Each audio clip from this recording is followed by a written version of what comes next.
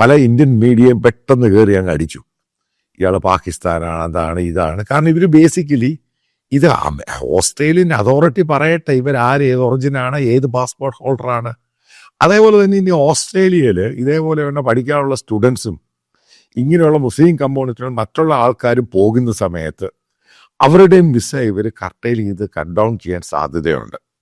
കാരണം ഇത് പാകിസ്ഥാൻ ഒറിജിൻസിനെ ശരിക്കും ബാധിച്ചു.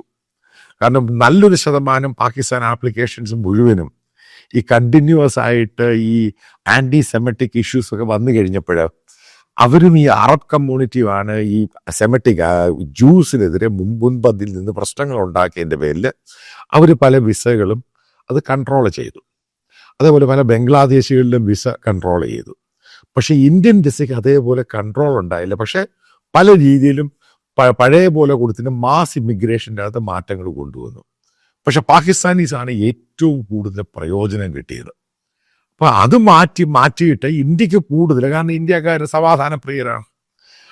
ആ ഒരു സംഭവം ഇതോടുകൂടി ഓസ്ട്രേലിയയെ മാറ്റും. മറ്റുള്ള രാജ്യങ്ങളും ഇന്ത്യൻ ഒറിജിൻ ഇതേപോലെയുള്ള മാസ് ഷൂട്ടൗട്ടിൽ പങ്കെടുക്കുമ്പോൾ ആ രാജ്യങ്ങളുടെ സെക്യൂരിറ്റിയും പ്രശ്നമാണ്. ഇതെല്ലാം കൂടെ ചേർത്ത് വായിച്ചു കഴിയുമ്പോൾ പറയാൻ സാധിക്കുന്നത്, അതായത് ഇന്ത്യയിലെ ഡൊമസ്റ്റിക് ആയിട്ട് ഇന്ത്യ നീ പറയുന്ന മദ്രസ പഠനമൊക്കെ കഴിഞ്ഞ് അവിടെ പോയി ഇതേപോലെയുള്ള ISIS ആക്ടിവിറ്റീസിന് പങ്കെടുക്കുന്നവരുടെ എണ്ണം കൂടുന്നുണ്ട് എന്ന് ഇന്ത്യൻ ഇൻ്റലിജൻസ് തന്നെ പലപ്പോഴും റിപ്പോർട്ട് ചെയ്തിട്ടുണ്ട്. അവിടെ പോയി ഇതേപോലെയുള്ള സംഭവം ആ ജനങ്ങളെ ആക്രമിക്കാനും അവിടെ വല്ലാത്ത രീതിയിലുള്ള ടെറർ ആക്ടിവിറ്റീസിന് ഭാഗമാകാനും ഇന്ത്യക്കാർ ശ്രമിക്കുന്നുണ്ട്. മനസ്സിലാക്കേണ്ട ഒരു കാര്യമാണ്, ഇന്ത്യയിൽ ഏറ്റവും കൂടുതൽ ISISമായി ബന്ധപ്പെട്ട് പോയേക്കുന്ന ഇന്ത്യക്കാരിൽ ഏറ്റവും കൂടുതൽ മലയാളികളാണ്. ഇതിനെപ്പറ്റി പഴയ റിപ്പോർട്ട് വന്നിട്ടുണ്ട്. ഇതേ മലയാളികൾ തന്നെ പല ആൾക്കാരും ഈ ഫിലിപ്പൈൻസിൽ പോയി ട്രെയിനിങ്, അത് ISISൻ്റെ ആ നേരത്തെ അവരുടെ കൺട്രോളിലായിരുന്ന ആ ദ്വീപിൽ പോയി ട്രെയിനിങ് ചെയ്തു എന്ന് പല ആൾക്കാരും പറയുന്നുണ്ട്.